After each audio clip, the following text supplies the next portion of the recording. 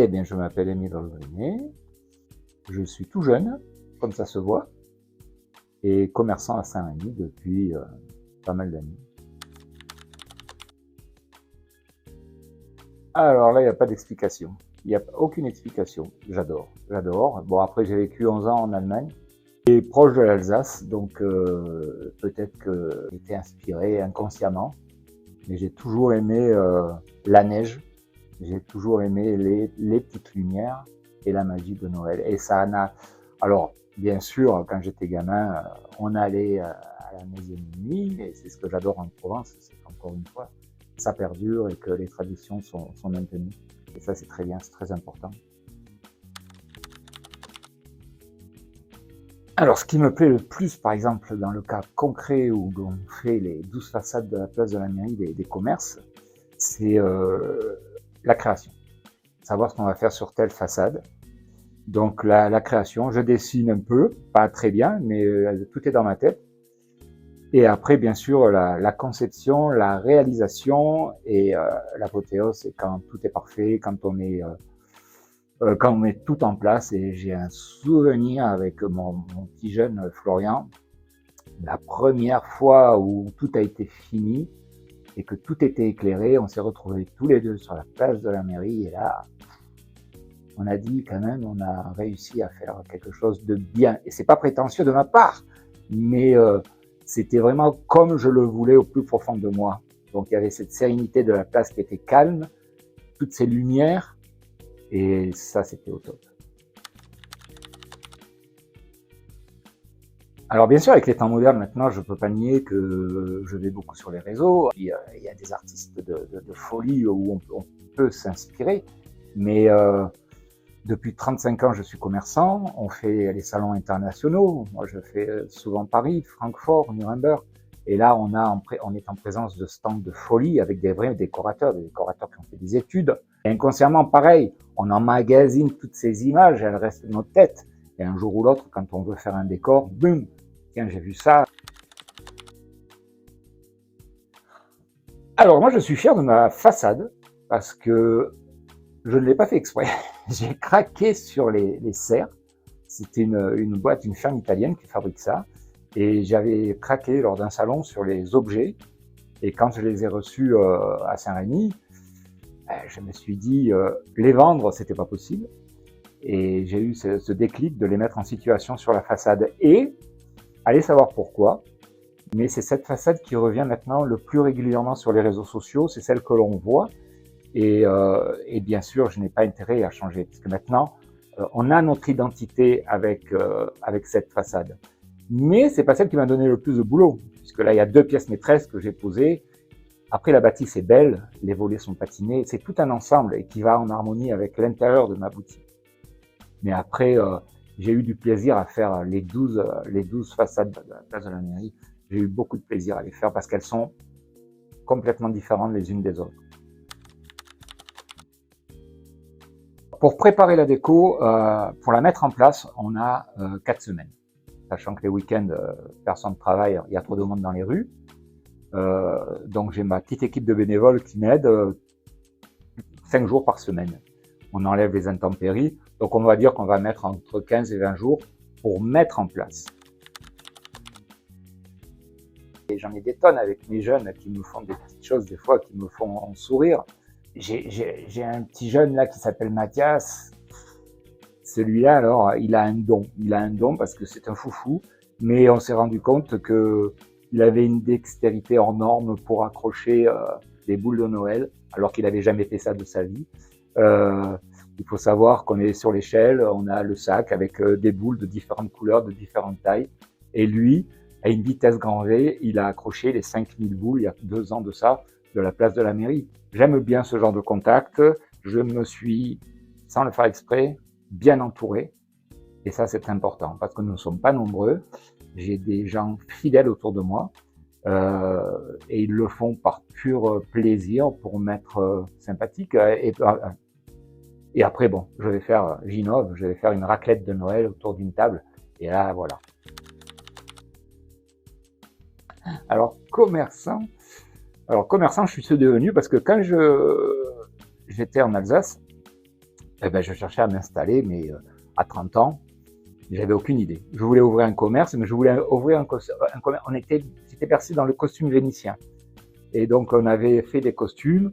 Et je me rappelle qu'avait une cliente, on avait une dame à Strasbourg, et on l'avait habillée avec une de mes robes, et elle avait gagné quand même un prix.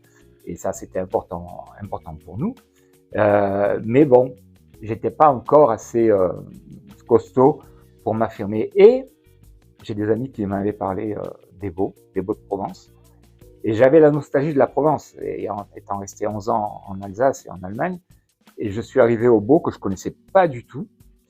Et je suis tombé amoureux du village.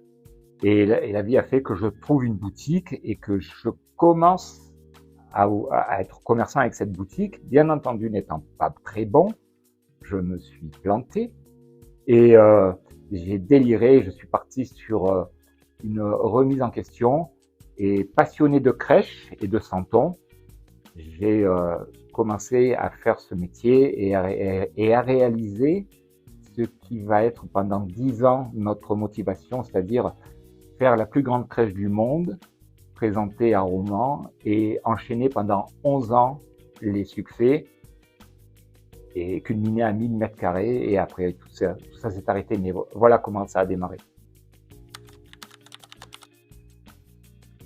Alors, le cheval à bascule, il a été créé à 35 ans au Beau de Provence. Et c'était un peu... J'étais entre le souvenir et les jouets. Parce que j'adore tout ce qui est jouet, les petites voitures, mais j'adore vraiment tout. En fait, j'adore tout. C'est simple, quand je vais faire les salons à Paris, c'est très compliqué pour moi de choisir. Mais le cheval à bascule, là, maintenant, il a trouvé, au bout de 30 ans, il a trouvé son rythme. On est joué à 100%, avec de très belles marques de peluches, de jouets en bois. On reste petite boutique traditionnelle. Fiston, c'est une autre affaire. Fiston, j'arrive à un âge où je pouvais me permettre de partir dans mon univers à moi.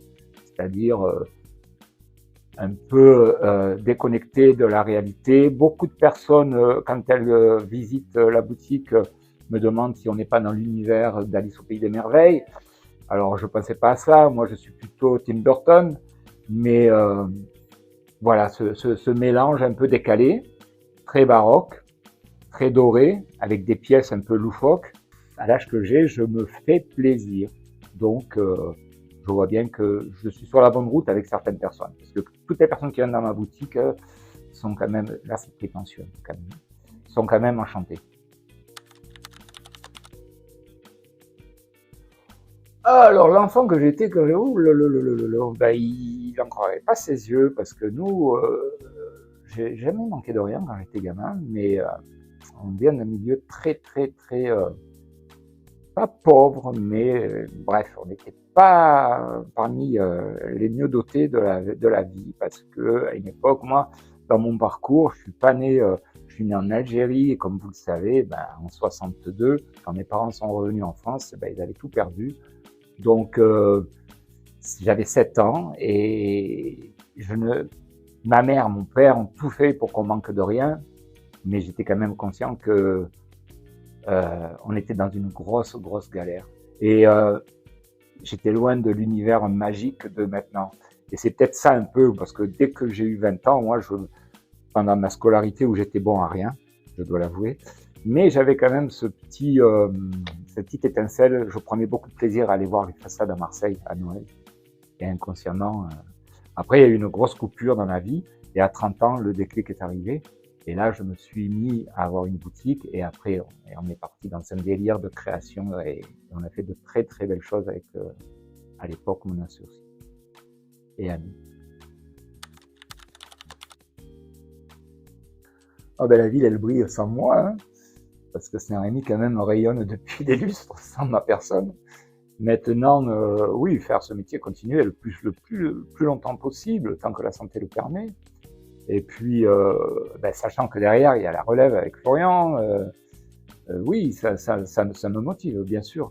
Je ne pense pas qu'on ira jusqu'à créer de nouveaux décors, mais j'ai pas l'intention de laisser mes boutiques dans l'immédiat. Non, là, on va continuer à avancer et à créer, bien sûr. C'est important, ça. C'est important. Je veux pas prendre ma retraite. Et pourtant, j'ai l'âge de la prendre depuis plus de 10 ans. Mais je veux pas la prendre, m'en parlez pas. Je n'ai jamais pris de congé de ma vie. Mes congés, c'était partir en salon, faire, par exemple, si on partait à Francfort, donc ouais, on passait 5 jours là-bas et puis c'était mes congés. Non, non, je m'ennuie. Je suis quelqu'un qui, en congé, s'ennuie énormément. Je n'aime pas voyager, sauf peut-être, j'aimerais bien aller voir Londres, les décos de Londres, voilà, mais j'ai plein de commerçants, copains qui qui peuvent partir un mois, tout ça. Non, c'est pas ma tasse de thé. Je sais que je m'ennuierai très, très, très vite. C'est comme ça. Je ne refais pas.